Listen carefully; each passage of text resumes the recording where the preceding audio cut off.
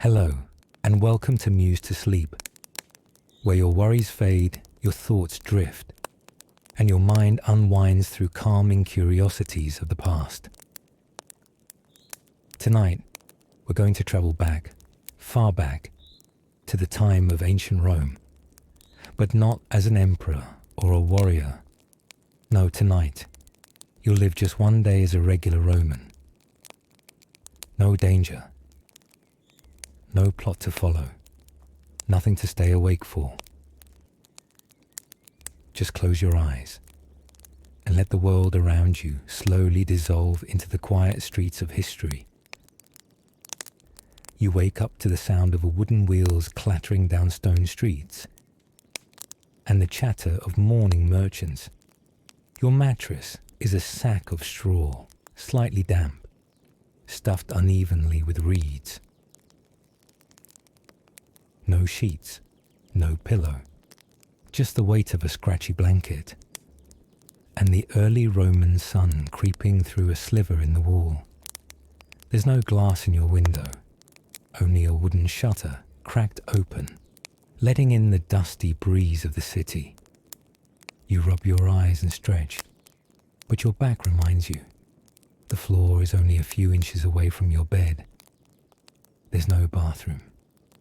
Instead, a chamber pot sits in the corner, shared by your family.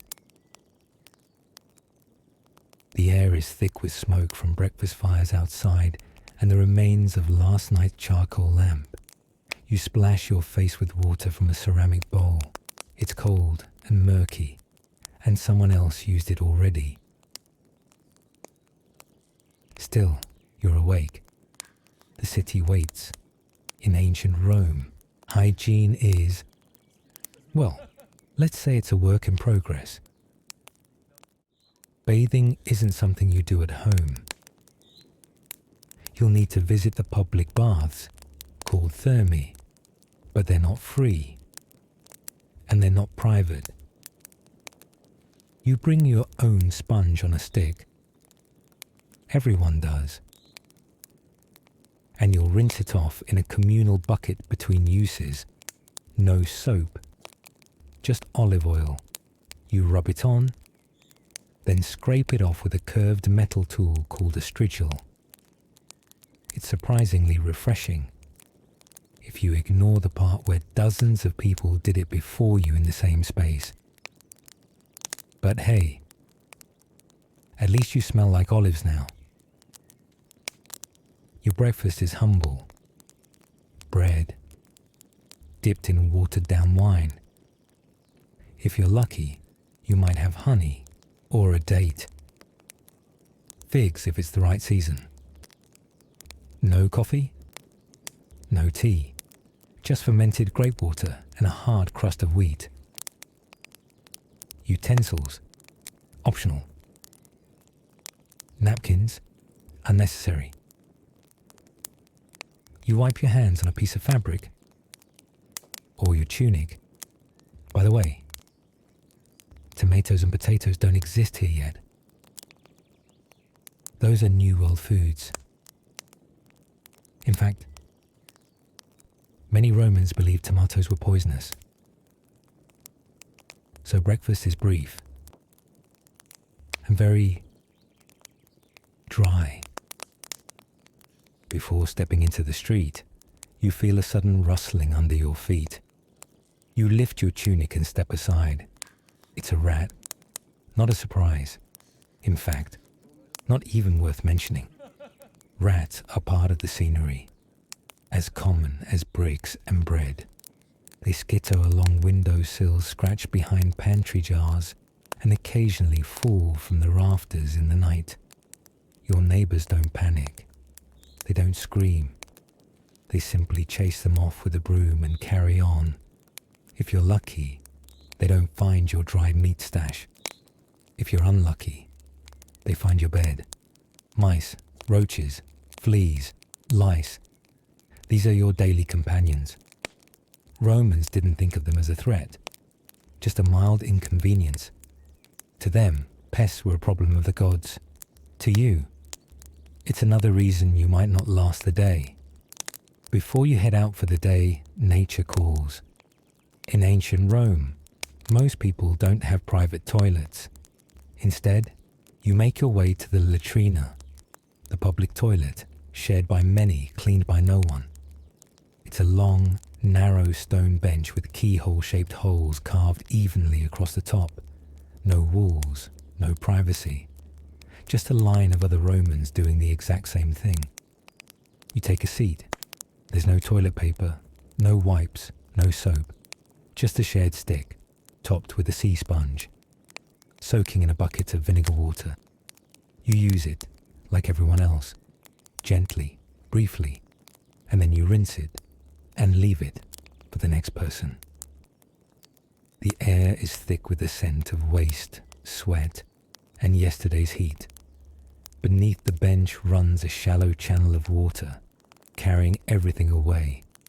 Or at least, that's the idea. You leave with your dignity slightly diminished, and your sandals slightly damp.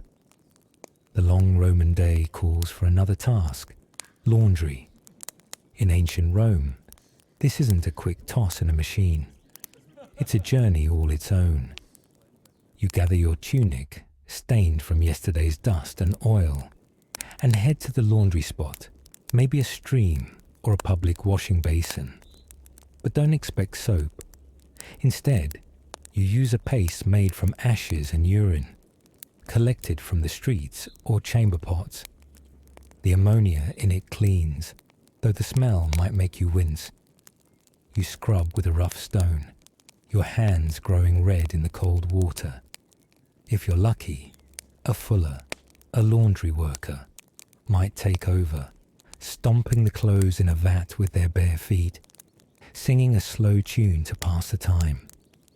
The rhythm of their steps echoes softly, blending with the trickle of water. Once done, you hang your tunic on a line where it flaps in the breeze, still damp and heavy. It won't dry fully today. The air is thick with humidity, but it's clean enough for Roman standards. Let the sound of that distant splashing guide your breath, slow and steady, as the morning unfolds around you.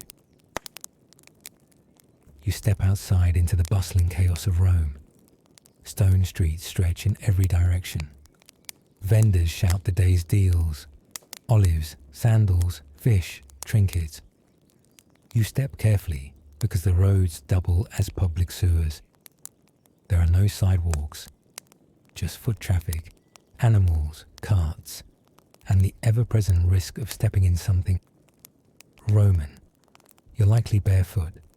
Sandals are common, but for many, not affordable. The soles of your feet are tough, tougher than you'd expect. As you walk, you pass beggars, scholars, slaves, soldiers, and merchants, all brushing shoulders. Roman society is strictly layered, and everyone knows their place. In the richer neighborhoods, there's marble, fountains, even gardens, but not for you. You live in an insula, a multi-story apartment building made of wood and mud bricks. Fires are frequent, collapses are too. If you're a craftsman, today might bring work. Maybe you make sandals, or clay pots, or mend nets for fishermen. If not, you might find yourself hired for the day, carrying water, moving stones, delivering messages. Pay is low, hours are long. Lunch is taken in a shaded alley, sitting on a stone or leaning against a crumbling wall. Bread again, maybe olives this time. If you're very fortunate, cheese. You drink from a public fountain. The aqueducts supply water to these spouts, though nobody can say for sure how clean it really is. The streets are rough, the people are loud, the city is alive but unforgiving. Medicine is rudimentary. There's no anesthesia, no antibiotics. Doctors are more likely to suggest prayers, garlic, or leeches than anything else. A simple infection could become fatal. A broken bone, life-altering. And if something goes wrong, there's no emergency number, No hospital, just whatever help your neighbors can offer, and maybe the gods. Even sleep isn't guaranteed. The nights are loud, the fires are constant threats, and the lice, they're just a part of life. And now, you lie back on your straw mattress, the faint glow of an oil lamp flickering across the wall. Your body aches, your stomach is half full, and the noises of Rome drift lazily through the window. It's been just one day, and somehow you made it through. So as you settle in for sleep tonight, in the comfort of your own bed, on a soft mattress, in the quiet, maybe things aren't so bad. Let your thoughts drift. Let your breath slow. You're safe. You're here. And your journey through time is over. Good night.